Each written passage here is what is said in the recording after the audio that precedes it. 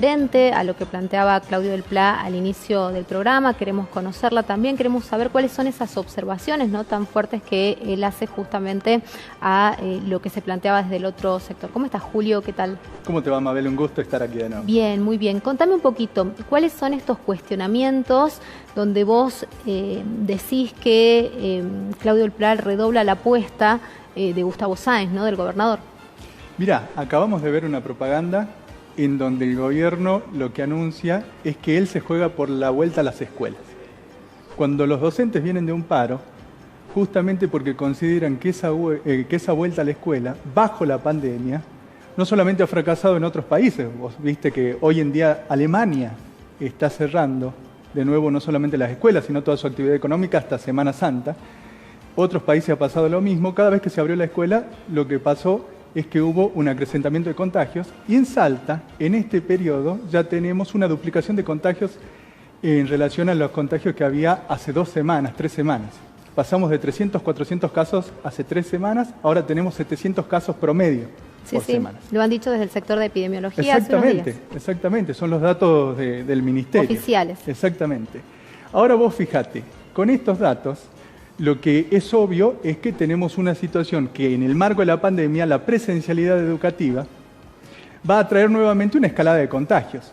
Y es parte de una política de apertura económica general que el gobierno quiere imponer al conjunto de los trabajadores, quitando la IFE, abriendo todos los lugares de trabajo, abriendo las escuelas, no porque le importe la educación de los niños, eso es una falsedad muy grande.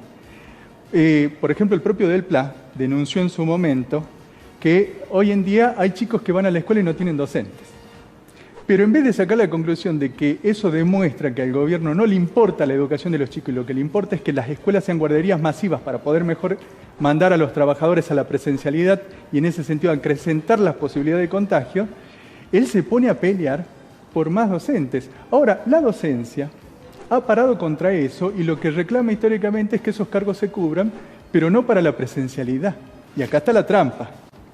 Por Pero ejemplo, no había un interés colectivo, digamos, de docentes y de padres de ir a la presencialidad porque la virtualidad era para ellos casi un fracaso académico, además de que me imagino que era desgastante por las condiciones que desde todos los sectores se han mencionado, la mala conectividad, la escasez de tecnología en los hogares, la imposibilidad de los padres de supervisar las tareas pedagógicas también en las casas, ¿no? Totalmente. Entonces lo que tenemos es un abismo y otro abismo. Te explico por qué. Porque por un lado la presencialidad nos lleva indiscutiblemente a una escalada de contagios. Y la virtualidad, como el gobierno no garantizó la conectividad para los docentes, para las familias, no cambió el cuadro de hacinamiento familiar en las casas. Vos imaginate, con 3 o 4 chicos en una casa de 2 ambientes, no podés garantizar la posibilidad de que ellos se puedan educar bajo un sistema virtual. Por eso acá hubo 27 asentamientos en todo el periodo de la pandemia que fueron reprimidos. Entonces acá, del fracaso de la virtualidad, no se puede deducir que necesariamente vamos al muere de la presencialidad. Como ambos son sin salida, tanto la virtualidad como la garantizó el gobierno, te iba a preguntar cuál es la solución. Y la presencialidad como la garantizó el gobierno, hay que plantear lo que plantearon los docentes, sin vacunas, sin reforzar el sistema de salud, sin reforzar el sistema de transporte y transformarlo, porque es otro gran factor de contagio, sin garantizar otro cuadro social que hasta ahora los gobiernos no han garantizado y por el contrario están evitando tomar ese tipo de medidas. El gobierno ya ha dicho que no quiere cerrar las escuelas, es decir, que son los docentes los que van a pelear por esto en Argentina, y cuando es la conclusión necesaria del desarrollo de la crisis de la pandemia. Entonces, como vos verás, acá hay una situación muy seria y demuestra una ruptura con una tradición de lucha del Partido Obrero, porque después hay otros elementos, que es muy importante que los trabajadores la tengan en cuenta, porque el Partido Obrero se ha dedicado toda la vida, y así ha ganado la autoridad que tiene ante la población, a explicar ante esto sin salida, qué salida tenemos que tener los trabajadores. Y mañana va a haber una asamblea docente provincial, va a ser virtual, y lo que van a discutir es que hoy en día hay 100 escuelas cerradas. Y están cerradas porque el gobierno fracasó en su propio plan de apertura, pero el gobierno quiere abrirlas, y quiere abrirlas como sea. Y son los docentes los que enfrentan esa situación. Entonces está en debate para los padres que se dan cuenta que la virtualidad fue un fracaso, pero que entienden que la presencialidad va a otro fracaso, junto con los docentes, discutir un programa de salida y pasa por el reforzamiento de la salud, pasa por la transformación del sistema de transporte, pasa por la vacunación masiva y que no se produzcan las vacunaciones VIP.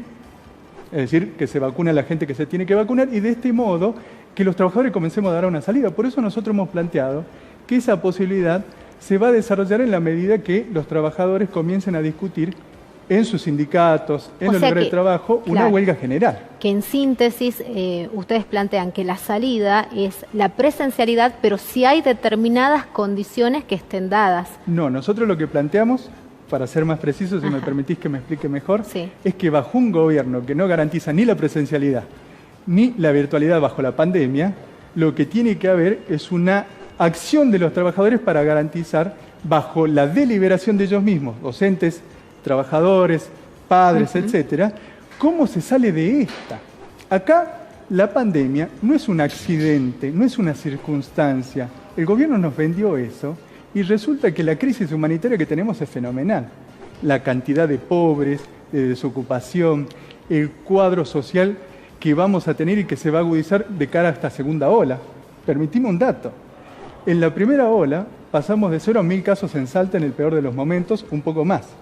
Ahora tenemos 100 casos promedio por día y ya tenemos el 80% de las camas de terapia intensiva ocupada en la provincia. El sistema de salud está hecho un desastre. No se ha removido el gerenciamiento y la autogestión como sistema de salud aquí. Y por lo tanto, vamos a una debacle sanitaria. ¿Qué tenemos que hacer los trabajadores? Oponerle nuestra propia salida y por eso planteamos el problema de la huelga general.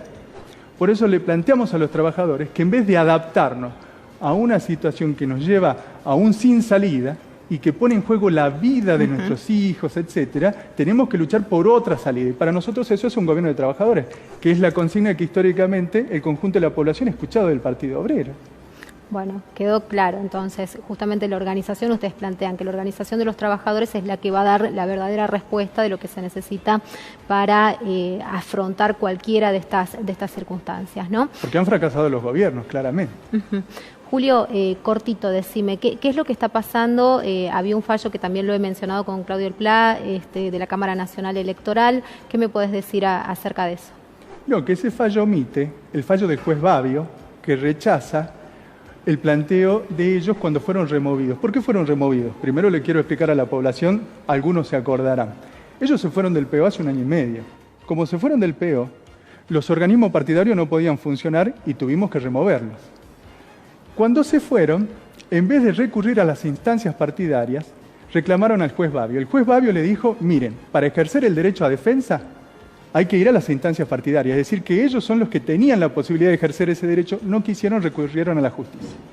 Apelaron el fallo, fue a la Cámara Electoral Nacional, ahora vamos a apelar a la Corte de Justicia, porque nosotros defendemos antes que nada la autonomía del partido y las instancias que nunca se le negaron y que ellos no quieren ir.